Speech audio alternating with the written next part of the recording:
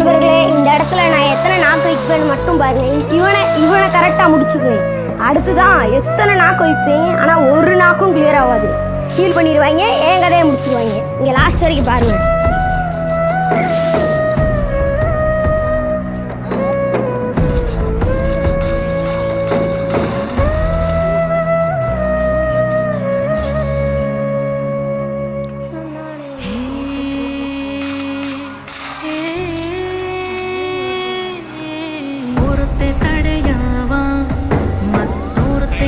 உண்மையிலேயே எனிமியோட டீம் ஒர்க்கை பாராட்டியே ஆகும்.